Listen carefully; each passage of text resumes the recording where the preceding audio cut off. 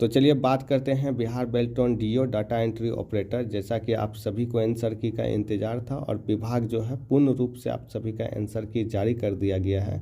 अब बाकी जिसको भी आप सभी को आंसर में डाउट लग रहा है कि इसका आंसर ये होना चाहिए तो इसका आंसर वो होना चाहिए, तो आप सभी का ऑब्जेक्शन भी कर सकते हैं। जो कि अभी किसी भी क्वेश्चन में आपको डाउट है तो ऑब्जेक्शन कर सकते हैं। और सबसे बड़ा जो आप सभी का मन में सवाल है वो सवाल है आप सभी का कि जिसका भी 30 नंबर से कम मार्क्स आया है तो उसका क्या होगा, और जिसका 30 नंबर से ज़्यादा है तो उसका क्या होगा।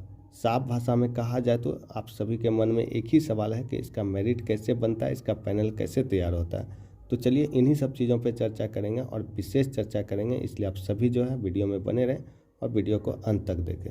तो चलिए वीडियो को स्टार्ट करते हैं। जैसा कि आप सभी जानते हैं, मेरे चैनल के माध्यम से चाहे कट ऑफ हो या मेरिट हो या आगामी कोई परीक्षा तिथि हो या आगामी कोई वैकेंसी हो या आंसर की हो, उसको लेके सही और सटीक डेट इस चैनल के माध्यम से बताया जाता है। इसलिए जो भी चैनल पे नए आए हैं चैनल को सब्सक्राइब करके बेल आइकन ऑन कर लीजिए। तो चलिए अब चर्चा कर लेते हैं आप सभी का जो आंसर की आया है उसके बाद आप सभी के मन में क्या संकोच चल रहा है। देखिए, आप सबके मन में सबसे बड़ा सवाल यही है कि जिसका भी 29 आया है, जिसका भी 28 आया है, मतलब कहा जाए तो 30 से जिसका भी कम मार्क्स आया है, ठीक है, और 30 से जिसका जैसे 31 आया, किसी का 32 आया, किसी का 33 आया, किसी का 44, किसी का 55, किसी का 48 भी आया है, तो दोनों के मन में डर है। और कहीं ना कहीं एक सवाल आप सभी का अधिकतर देखने के लिए मिला है कि नॉर्मलाइज जो होगा, जो आप सभी का 29 आया है, क्या मेरा किसी क्वेश्चन पे या किसी आंसर मेरा गलत लग रहा है, या किसी विभाग के तरफ से आंसर गलत है, या मेरे द्वारा चुना गया आंसर सही है, क्या इसमें ऑब्जेक्शन करेंगे तो नंबर घटा सकता है या बढ़ा सकता है। देखिए, अगर आप सही हैं, अगर आपका आंसर बिल्कुल सही है तो आपको बिल्कुल खुल के ऑब्जेक्शन कीजिए, आप सभी का नंबर जो है बढ़ेगा। बाकी आप सभी का जो नॉर्मलाइज है, जैसे जो 25 वाला है, कहीं ना कहीं वो भी सोच रहे हैं कि मेरा 30 नंबर हो जाएगा नॉर्मलाइज करके, ठीक है, तो आप सभी को स्पष्ट कर देते हैं। देखिए, टीसीएस जरूर एग्जाम लेता है, रेलवे का भी लेता है और बेल्ट्रॉन का भी लेता है, लेकिन जो फॉर्मूला है आप सभी का रेलवे का अलग है और बेल्ट्रॉन का अलग है। इसलिए बेल्ट्रॉन का जो है आप सभी का जो नॉर्मलाइज में मार्क्स है वो 1 से 2, इससे ज़्यादा नहीं, मैक्सिमम बता दिए आप सभी को, मिनिमम 1 नंबर, मैक्सिमम 2 नंबर, इससे ज़्यादा नॉर्मलाइज में नहीं बढ़ेगा। हाँ, लेकिन ऑब्जेक्शन आप सभी को बिल्कुल खुल के कर सकते हैं, क्योंकि अगर आप सभी को लग रहा है मेरे द्वारा आंसर दिया गया बिल्कुल सही है तो आप सभी कीजिए, ठीक है।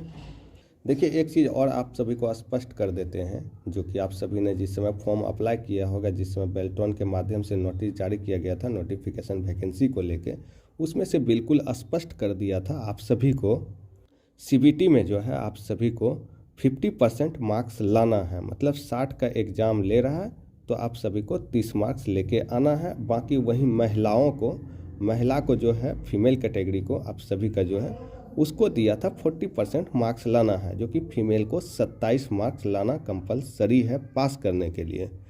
बाकी पीएसएफ हैंडीकैप जो है उसको 15% आरक्षण दिया गया था, माना जाए तो वही 24 के करीब, उसको मार्क्स लाना आवश्यक जरूरी है। इसलिए यहीं से आप सभी का स्पष्ट हो जाता है कि आप सभी का जिसका भी 30 मार्क्स से कम है तो आप सभी का जो है रिजल्ट किसी भी हालत में नहीं बनेगा। अगर 29 है, नॉर्मलाइज करके 30 हो जाता है तो आप सभी का मेरिट भी बनेगा, ठीक है, और आप सभी का ज्वाइनिंग भी होगा। ऐसा इसलिए कहते हैं क्योंकि आप सभी को नोटिफिकेशन जो है हम टेलीग्राम में डाल देते हैं, वहाँ आप जाके पढ़ भी सकते हैं, और पिछले बार भी ऐसा हुआ था। तो बेल्ट्रॉन का कहा जाए तो जो सीबीटी का कट ऑफ होता है, सीबीटी का कट ऑफ तय नहीं करता है कि आपका पैनल में नाम आएगा। सीबीटी एक फॉर्मेलिटीज होता है, ठीक है, बेल्ट्रॉन का, कि आप सभी को जो है एग्ज़ाम सिर्फ 30 मार्क्स ला के आप सभी को पास करना है। इससे आप सभी का मेरिट नहीं बनता है। मेरिट जो है आप सभी का वो टाइपिंग से बनता है, और टाइपिंग भी आप सभी के मन में सवाल होगा, क्योंकि किसी का इंग्लिश है तो किसी का सिर्फ हिंदी है, और किसी का हिंदी और इंग्लिश दोनों टाइपिंग है। तो देखिए, जैसे आप नोटिफिकेशन पढ़िएगा, टेलीग्राम पे ज़रूर आप सभी जाके नोटिफिकेशन पढ़ लीजिएगा, ठीक है, उसमें बिल्कुल स्पष्ट कर दिया है जो आप सभी का पैनल या मेरिट जो बनेगा या मेघा सूची में जो आप सभी का नाम आएगा, वो हिंदी टाइपिंग वाला का ज़्यादा महत्व दिया जाएगा, उसको ज़्यादा जो है आधार माना जाएगा। इसलिए आप सभी को अब विस्तार से बता देते हैं। अगर एग्ज़ाम में आप सभी पास हैं, 30 मार्क्स से आप सभी पास हैं, तो आप सभी को अगर टाइपिंग जो है हिंदी टाइपिंग आप सभी का बेहतर गया है या स्पीड आप सभी का 44 है या 45 है या 50 है तो आप सभी का मेगा सूची में 1 नंबर में नाम होगा। उसके बाद 1 नंबर 2 नंबर जैसे जैसे आप सभी का स्पीड होता है हिंदी टाइपिंग में, ठीक है। नंबर से कोई फ़र्क नहीं पड़ता है कि आपका CBT में 35 आया या 44 आया या 50 आ गया या 55 ही आ गया, उससे कोई फ़र्क नहीं पड़ेगा, क्योंकि CBT से कभी मेगा सूची बनता ही नहीं है बेल्ट्रॉन का। जब भी बनेगा आप सभी का वो टाइपिंग स्पीड के ही कारण बनेगा, ठीक है। वो भी आप सभी का देखिए, अगर टाइपिंग आपका अच्छा गया तो आपका एक्यूरेसी भी अच्छा होना चाहिए। ऐसा नहीं कि आपका 50 का स्पीड मार दिया और एक्यूरेसी आपका 88 है तो 90 है तो 92 एक्यूरेसी दिए हैं, तो आप सभी का इसमें भी मेरिट नहीं बनेगा। जिसका स्पीड भी अच्छा है और आप सभी का जो है एक्यूरेसी भी अच्छा है तो आपका पैनल में फर्स्ट में नाम आएगा। अब आप सभी का एक और सवाल रह गया होगा कि इंग्लिश वाला कहाँ जाएगा। देखिए, ऐसा नहीं कि इंग्लिश वाला कभी नहीं बनता। अगर इंग्लिश वाला का भी टाइपिंग स्पीड अच्छा गया है, ठीक है, देखिए उसको आधार माना गया है, हिंदी वाला को आधार दिया गया है कि आपका पहले जो है महत्व दिया जाएगा, लेकिन इंग्लिश वाला को भी लेता है, ठीक है। अगर आपका स्पीड आपका भी अच्छा है और आपका एक्यूरेसी भी अच्छा है तो आपको भी लिया जाएगा, ठीक है।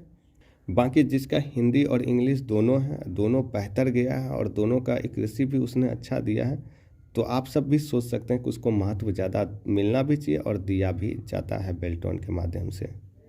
बाकी जो भी आप सभी का कट ऑफ को लेके डाउट था, आप सभी का जो है डाउट स्पष्ट और क्लियर हो गया होगा कि आप सभी का CBT मार्क्स से कोई फ़र्क नहीं पड़ता है। सब CBT मार्क्स में आप पास हैं तो आपका जो है मेरिट वो टाइपिंग ही बनाएगा।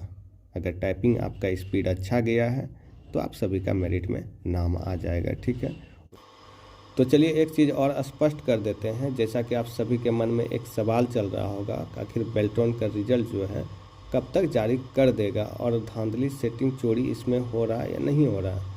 तो सबसे पहले आप सभी को बताना चाहेंगे कि बेल्ट्रॉन का डाटा एंट्री ऑपरेटर का एग्ज़ाम जिस समय आप सभी का वैकेंसी आया था और एग्ज़ाम डेट भी आया था, उसमें ये चीज़ स्पष्ट कर दिया था कि इसका एग्ज़ाम जो है TCS लेगी।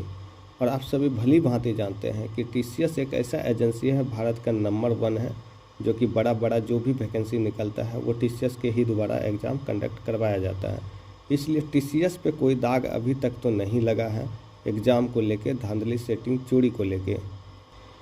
अगर ये आप लोग को लगता है कि इसमें धांधली सेटिंग चोरी हो सकता है तो वो देखिए बेल्ट्रॉन का अधिकारी ही थोड़ा सा इधर उधर कर सकता है। ऐसा इसलिए कह रहे हैं क्योंकि BPSC टीचर का जो है मेरिट बनाने के लिए मिला था, लेकिन विभाग के ही तरफ से लड़कों को फ़ोन किया जा रहा था कि तुम्हारा इतना नंबर है, इतना ये कर दो, उतना कर दो। तो देखिए बेल्ट्रॉन का जो अधिकारी है उस पर भरोसा उतना नहीं है। अब बाकी आप सभी जो है चोरी धांधली सेटिंग में बिल्कुल भी ना पड़े। अगर आप सभी ने अच्छा स्कोर भी किया है, आप सभी का अच्छा टाइपिंग भी गया है, तो आप सभी का पैनल में नाम आएगा और 100% आएगा। तो यही एक छोटा सा जानकारी था। अगर आप सभी को वीडियो अच्छा लगा हो तो प्लीज़ आप चैनल को सब्सक्राइब कीजिए, वीडियो को ज़्यादा से ज़्यादा शेयर कीजिए, लाइक कीजिए। अगर किसी भी तरह का सवाल है आपके मन में तो कमेंट बॉक्स में अपनी प्रतिक्रिया दे सकते हैं। धन्यवाद, जय हिंद।